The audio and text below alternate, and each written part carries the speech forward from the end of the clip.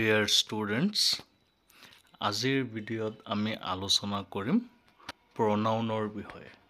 Pronoun কাক বোলে, কেই প্ৰকাৰ আৰু কি ইংলিছত ইংলিছ গ্ৰামাৰৰ টপিকস pronoun গুৰুত্বপূৰ্ণ সকলো শ্ৰেণীৰ আৰু সকলো প্ৰতিযোগিতামূলক পৰীক্ষাৰ কাৰণে প্ৰয়োজন হয়। টপিকসটো অসমীয়াত ধুনীয়াকৈ বুজাই দিয়া হৈ আছে। সকলোৱে চেষ্টা কৰিবা শিকিবা, তোমালোকৰ বহুত কামত লাগিব। তাৰ আগতে চেনেলটো যিসকলে সাবস্ক্ৰাইব কৰা নাই সাবস্ক্ৰাইব কৰি দিয়া। এতিয়া বলা ভিডিঅ'টি স্টাৰ্ট কৰোঁ।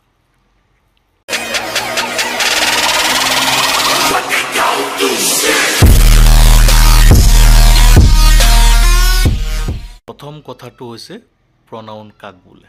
pronoun হৈছে সেইবিলাক শব্দ যিবিলাক কোনো নাউনৰ সলনি ব্যৱহাৰ কৰা হয়। নামৰ সলনি যিবোৰ শব্দ ব্যৱহাৰ কৰা হয় তাক ইংলিছত pronoun বুলি কোৱা হয় আৰু অসমীয়াত সৰ্বনাম বুলি কোৱা হয়।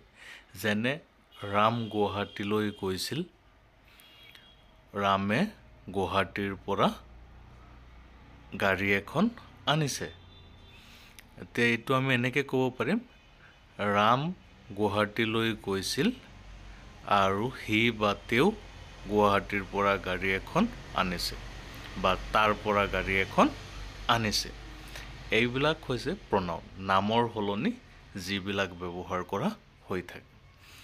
এতিয়া কথা হৈছে pronoun বিভিন্ন গ্ৰামাৰত বিভিন্ন প্ৰকাৰৰ আছে। এতিয়া মূলত pronoun বিলাকক আমি 6টা ভাগত ভাগ কৰিব পাৰোঁ। তাৰে প্ৰথমটোৰ নাম হৈছে পাৰ্সনেল pronoun, ব্যক্তিগত সৰ্বনাম। যিবোৰ শব্দৰ দ্বাৰা ব্যক্তিক বুজোৱা হয়, যেনে I, you, he, she, it, we, they। অসমীয়াত মই, তুমি, তেওঁ, ই, আপুনি, আমি, তেওঁলোক, আপোনালোক, এনেকুৱা শব্দবিলাক হৈছে পাৰ্সনেল pronoun।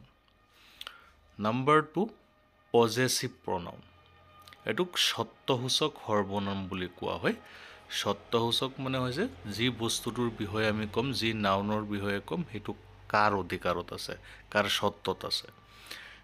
সেইটো যেনে কিছুমান শব্দ হৈছে mine, yours, his, hers, ours, theirs। মানে অসমীয়াত যেনেকৈ আমি কওঁ মোৰ, তোমাৰ, তেওঁৰ, মোৰ দেউতা, মোৰ মা, তেওঁৰ দেউতাক, তেওঁৰ মাক, এনেকুৱা টাইপৰ শব্দবিলাক। 3 নম্বৰ হৈছে ৰিফ্লেক্সিভ pronoun। এইটোক কোৱা হয় স্বয়ংবোধক সৰ্বনাম। নিজক অলপ গুৰুত্ব দি বুজাবলৈ ব্যৱহাৰ কৰা হয় ৰিফ্লেক্সিভ pronoun বিলাক। যেনে myself, yourself, himself, herself, itself, ourselves, themselves। এইবিলাক মই নিজে, তুমি নিজে, তেওঁ নিজে, আমি নিজে, এনেকুৱা শব্দবিলাক। নাম্বাৰ 4 হৈছে ডেমনষ্ট্ৰেটিভ pronoun। নিৰ্দেশক সৰ্বনাম বুলি কোৱা হয়, যিবিলাকৰ দ্বাৰা নিৰ্দেশ কৰি বুজোৱা হয়। যেনে দিজ, ডেট, দিজ, দোজ। এইটো, সেইটো, এইবোৰ, সেইবোৰ, এইবিলাক হৈছে ডেমনষ্ট্ৰেটিভ pronoun। মনত ৰাখিবা, ভালকৈ শিকিবা তোমালোকে, এইবিলাকৰ প্ৰয়োজন আছে।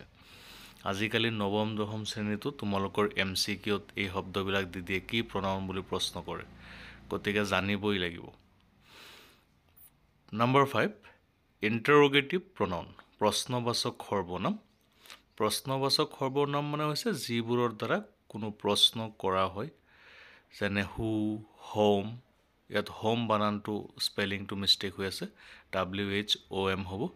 House, which, what, where, when, এই আটাইবিলাকেই হৈছে মানে ইণ্টাৰগেটিভ ৱৰ্ড যিবিলাক আছে সেইবিলাকেই হৈছে ইণ্টাৰগেটিভ pronoun।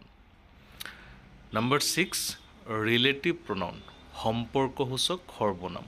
অৰ্থাৎ যেতিয়া কোনো শব্দ ব্যৱহাৰ কৰি দুজন ব্যক্তি বা দুটা বস্তুৰ মাজত সম্পৰ্ক স্থাপন কৰা হয় সেইবিলাকক কোৱা হয়। যেনে হু, হোম, হাউচ, হুইচ, ডেট।